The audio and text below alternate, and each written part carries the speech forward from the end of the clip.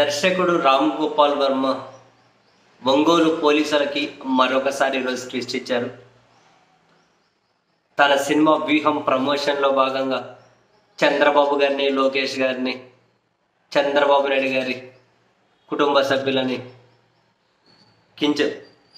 కించపరిచే విధంగా పోస్టులు పెట్టారు అని చెప్పి కేసు ఫైల్ అయితే మొదట నోటీసులు ఇచ్చారు విచారణకు రమ్మని. వారం రోజులు టైం కావాలి అన్నారు. ఈ నెల 19న విచారణకు రమ్మన్నారు. వారం రోజులు టైం కావాలన్నారు. హైకోర్టుకి వెళ్ళారు. పెట్టిన కేసు కొట్టేయమన్నారు. కుదరదన్నారు. అరెస్ట్ నుంచి రక్షణ కల్పించండి అన్నారు. కుదరదన్నారు. కావాలి అంటే యాంటిసిపేటరీ బెయిల్ వేసుకోమని చెప్పారు. సరే, Ram Gopal Varma anticipatory bail petition వేసుకున్నారు. దాని మీద పోలీసులను వివరణ అడుగుతూ హైకోర్టు విచారణ వాయిదా వేసింది. ఆ హైకోర్టు ఏమో 26వ తేదీకి అంటే రేపటికి విచారణ వాయిదా వేసింది. ఇటు ఒంగోలు పోలీసులేమో ఈరోజు రామ్ గోపాల్ వర్మను విచారణకు రమ్మని చెప్పి నోటీసులు ఇచ్చారు ఇంతకుముందు. సరే, వర్మ వెళ్తారా లేదా అనుకున్నారు. కానీ వర్మ మళ్ళీ వెళ్ళలేదు. ఈరోజు కూడా రామ్ గోపాల్ వర్మ విచారణకు వెళ్ళలేదు.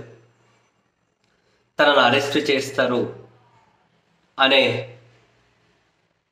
ఆలోచిస్తున్నటువంటి వర్మ హైకోర్టులో వేసిన ముందస్తు బెయిల్ పిటిషన్లో కూడా నన్ను అరెస్ట్ చేసి 3rd డిగ్రీ ప్రయోగిస్తారు, అందుకే నాకు ముందే బెయిల్ ఇవ్వండి అని చెప్పి అడిగారు.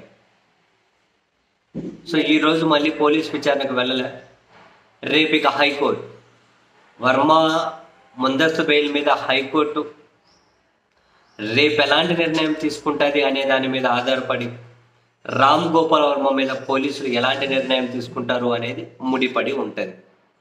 హైకోర్టు కనుక ముందస్తు బెయిల్ ఇస్తే వర్మ నెక్స్ట్ ఇమీడియట్గా విచారణకు వెళ్తారు.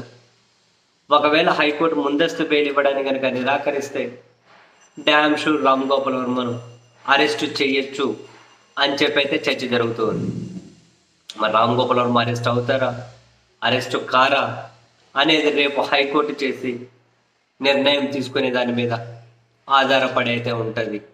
చూడాలి రేపు ఈ విషయం ఎలాంటి టర్న్ తీసుకుంటుంది అని.